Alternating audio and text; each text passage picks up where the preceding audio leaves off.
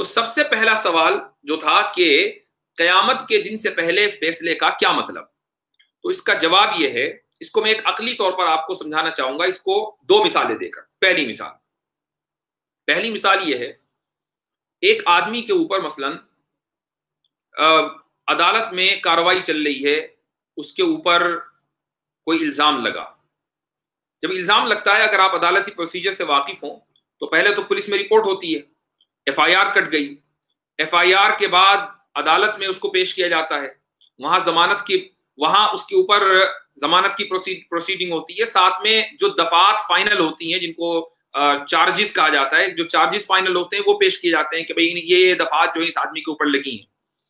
اب اس کی روشنی میں جج یہ طے کرتا ہے کہ اس کو ضمانت ملے گی یا ضمانت نہیں ملے گی۔ بعض مرتبہ پولیس والے کیا کرتے ہیں،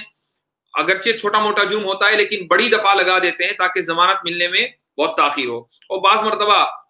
کیونکہ کھانے پلانے کا دور ہر جگہ چلتا ہے تو بعض مرتبہ چھوٹی دفعہ لگا دیتے ہیں تاکہ ایک ہی گھنٹے کے اندر ضمانت ہو جائے۔ اب مان لیں ایک آدمی نے کوئی جرم کیا، اس کو عدالت میں پیش کیا گیا، اس کے اوپر سخت ترین دفعات لگیں اور عدالت نے اس کی ضمانت کو مسترد کر دیا، اور اب اس کی جو کارروائی ہے وہ چلے گی۔ وہ کارروائی جو عدالت کی کارروائی ہے سال ہر سال چلتی ہے بعض مرتبہ، لیکن ضمانت مسترد ہونے کے بعد وہ کہاں جاتا ہے؟ 5 اسٹار ہوٹل تو جاتا نہیں ہے، ضمانت مسترد ہونے کے بعد بھی وہ جیل ہی جاتا ہے۔ اب آپ اس سے یہ پوچھیں کہ بھئی اس کا جرم کیا ہے؟ کچھ بھی نہیں ہے،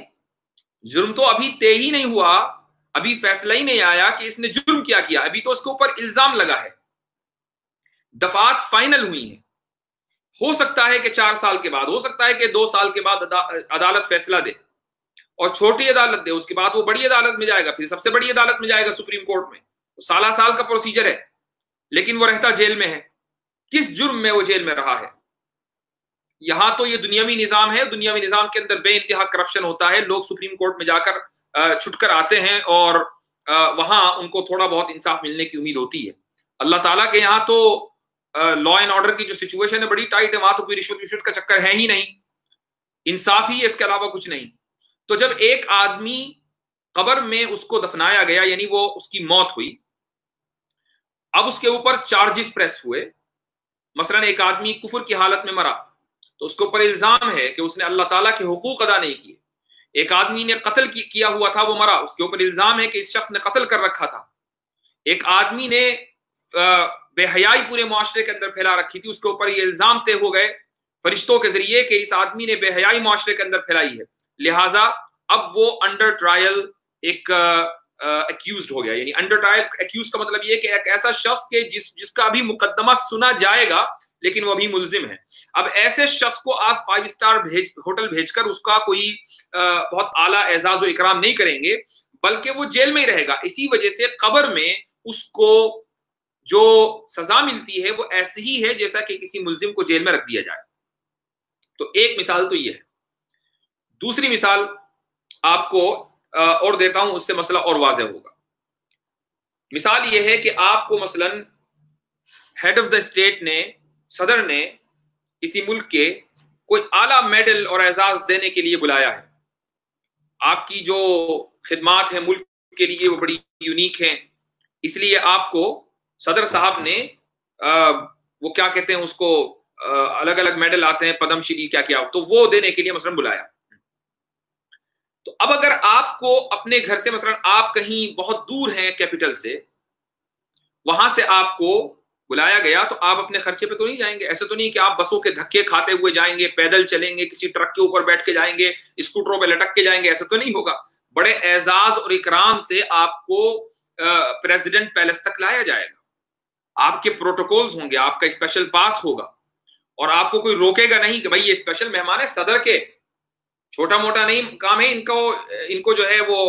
صدر جمہوریہ کی طرف سے بڑا زبردست انعام ملنے والا ہے۔ تو یہ جو پورے راستے میں آپ کا احترام اکرام ہو رہا ہے، ابھی اعزاز ملا نہیں لیکن احترام شروع ہو گیا، اس کی وجہ یہ ہے کہ یہ طے کر دیا گیا کہ آپ بہت اچھی شخصیت ہے۔ ایک اور مثال لے لیجئے کہ آپ کو مثلاً کسی انسان کو کسی دوسرے صوبے کی پولیس نے طلب کیا، کسی دوسرے اسٹیٹ کی پولیس نے طلب کیا کہ بھئی فلاں صاحب جو ہیں دوسرے صوبے میں ہیں، ان کو پکڑ کر لاؤ۔ اب جب پولیس اس آدمی کو پکڑ کر لے جائے گی تو بہت اعلیٰ وی آئی پی ٹریٹمنٹ نہیں ملے گا، بلکہ جس طریقے سے ایک مجرم کو، ملزم کو ہتھکڑی لگا کر لے کر جاتے ہیں اسی طریقے سے لے کر جاتے ہیں، حالانکہ ابھی تو آپ اس جگہ پہنچے بھی نہیں ہیں، یہ بھی نہیں پتا کہ کیوں لے کے جا رہے ہیں، لیکن جس نے بلایا اس کو پتا ہے۔ تو اللہ تعالیٰ کے یہاں اس کے علم میں یہ بات ہے کہ جو آدمی مرا ہے اس کا انجام کیا ہونا ہے، لہٰذا اس کے علم کے اعتبار سے قبر سے اس کے وہ حالات شروع ہو جاتے ہیں۔ اگر وہ نیک بندہ ہے اور اس کا جو انجام ہے وہ اچھا ہونا ہے تو پھر قبر میں بھی اس کا اعزاز اور احترام ہونے لگتا ہے اور اس کی اچھی زندگی قبر سے شروع ہو جاتی ہے، اور اگر اس کا انجام برا ہونا ہے، وہ جہنم کی آگ کا ایندھن بننا ہے اس کو، تو پھر قبر ہی سے اس کا حشر شروع ہو جاتا ہے، اس کا حشر خراب۔ تو یہ